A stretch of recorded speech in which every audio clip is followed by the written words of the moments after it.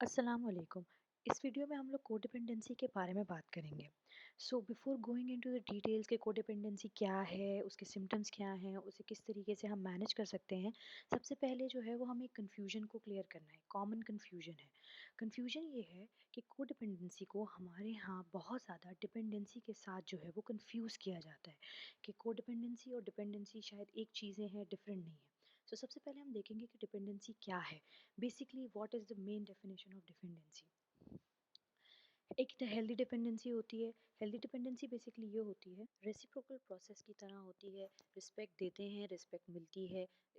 आप अब सपोर्ट करते हैं, सपोर्ट मिलती है। जैसे हस्बैंड वाइफ की रिलेशनशिप होती है, फ्रेंड्स की रिलेशनशिप होती है आपस में। इसी तरीके से अगर हम लोग अनहेल्दी डिपेंडेंसी को देखें तो उसके अंदर ये होता है कि एक ही इंसान इन्वेस्टेड होता है रिलेशनशिप के अंदर। वो ही सब कुछ कर रहा होता है, बल्कि जबकि उसको उस तरह का सपोर्ट और उसकी एक्सपेक्टेशंस जो हैं वो पूरी नहीं हो रही होती। हमने हेल्दी डिपेंडेंसी देखी, अनहेल्दी डिपेंडेंसी देखी। Now we look into the codependency. वो कॉन्सेप्ट क्या है? कोडिपेंडेंसी का जो कॉन्सेप्ट है वो अनहेल्दी डिपेंडेंसी से बहुत ज़्यादा सिमिलर है। जब लेकिन उसके सिमिलैरिटी को अगर हम लोग निकालें तो एक मेजर डिफरेंस है जो कि कोडिपेंडेंसी में पाया जाता है, इन दोनों में पाया जाता है। तो जो डिफरेंस है वो बेसिकली ये है कि कोडिपेंडेंसी के अंदर जो रिलेशनशिप में लोग हैं उनमें से एक को मेंटल प्रॉब्लम होती है, कोई ना कोई मेंटल हेल्थ प्रॉब्लम होती है। और हमारे कल्चर में सबसे ज़्यादा प्रेवलेंस जिस मेंटल हेल्थ प्रॉब्लम की है वो सब्सटेंस अब्यूज़ डिसऑर्डर है। ये जनरली हम लोग देखते हैं माँ बेटे में, क्योंकि माँ सपोर्ट कर रही होती है और बेटे को नशे की आदत है। इस तरह का हम लोग हमारे इर्द गिर्द हमें देखने को मिल जाता है। ज़्यादा हम लोगों ने जो है वो हमारे कल्चर में इस तरह की चीज़ें देखी हैं। इसके बाद अगर हम लोग बात करें तो विकिपीडिया इसको इस तरह डिफाइन करता है कि रिलेशनशिप में दो लोग हैं, एक हेल्दी है और दूसरा मेंटल हेल्थ प्रॉब्लम, किसी अनहेल्दी हैबिट या किसी पुअर हैबिट का शिकार है। तो जो हेल्दी इंसान है वो दूसरे को इनेबल करता है, उसको सपोर्ट करता है, ताकि उनकी रिलेशनशिप जो है वो एक स्टेबल पॉइंट पे रहे, उनको कोई प्रॉब्लम ना हो।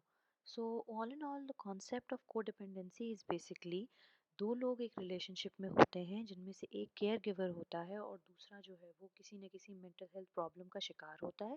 केयर गिवर जो है वो उसकी बैड हैबिट या मेंटल हेल्थ प्रॉब्लम को सपोर्ट करता है ताकि रिलेशनशिप जो है वो एक स्टेबल लेवल पे रहे, उसमें कोई इशू ना आए, जिसकी वजह से केयर गिवर की लाइफ में, पर्सनल लाइफ में प्रॉब्लमेटिक सिचुएशंस क्रिएट होती हैं और डिसफंक्शन आता है, जिसकी वजह से जो है वो केयर गिवर सफ़र करता है।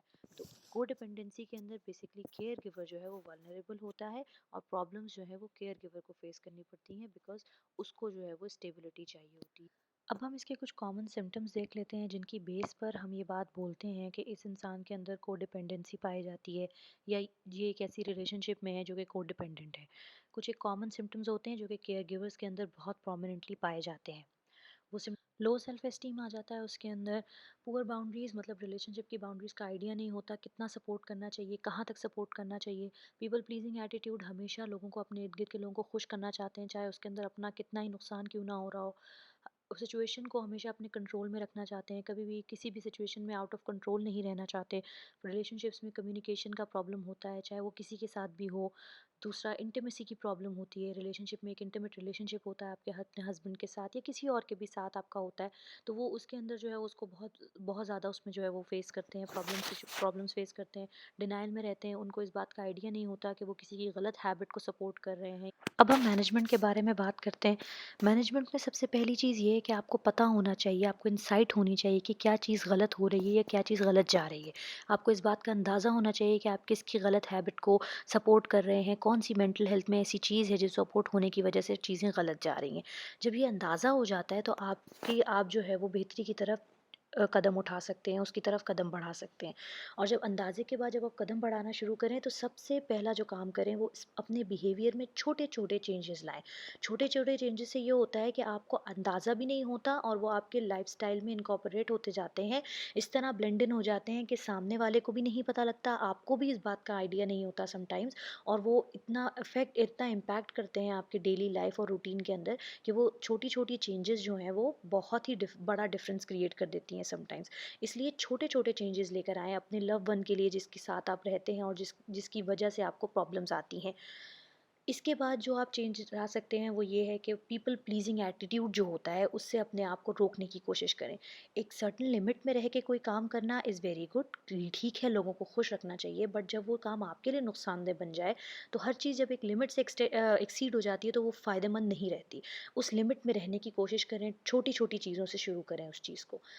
उसके बाद कम्युनिटीज़ में ग्रुप्स होते हैं, हॉस्पिटल्स में ग्रुप्स होते हैं, जनरली ग्रुप्स कंडक्ट कराए जाते हैं to support people, to help people. उसे जॉइन करने की कोशिश करें, उससे एक सपोर्ट फैक्टर आता है। आपको पता लगता है कि आप अकेले नहीं हैं इस दुनिया में जो इस तरह की मुश्किलात को फेस कर रहे हैं, और भी ऐसे लोग हैं, और उससे बहुत हिम्मत मिलती है कि जब वो कर सकते हैं तो हम भी कर सकते हैं। और एक सबसे इम्पॉर्टेंट बात जो याद रखने की होती है इस पूरे प्रोसेस के अंदर, वो ये होती है कि शुरू-शुरू में जब आप चीज़ें करना शुरू करते हैं, मैनेजमेंट की तरफ आते हैं, तो प्रॉब्लम्स होती हैं, बहुत बुरा लगता है, बहुत मुश्किलात आती हैं। बट जैसे-जैसे टाइम गुज़रता जाता है, चीज़ें आसान होती जाती हैं। तो ये बिल्कुल इसी तरह है कि हम कोई न्यू हैबिट शुरू करते हैं तो प्रॉब्लम्स होती हैं, लेकिन आहिस्ता-आहिस्ता वो हमारी लाइफ़ का हिस्सा बन जाती हैं और हमारे लिए बहुत आसान हो जाती हैं। I hope you like the video, आप लोगों को पसंद आई हो और इसने आप लोगों की हेल्प की हो, इसकी वजह से आपकी हेल्प हुई हो, इन्फॉर्मेटिव रही हो। If you like it then do give us a thumbs up, like the video. And अगर आप हमें कोई सजेशन देना चाहते हैं कि मज़ीद हमें किस पे वीडियो बनानी चाहिए, कोई आपके जहन में टॉपिक है, तो हमें कमेंट सेक्शन में बताएं ताकि हम उसके ऊपर वीडियो बना सकें और आपके लिए मज़ीद इन्फॉर्मेटिव मटेरियल और वीडियोस जो है वो हम क्रिएट कर सकें।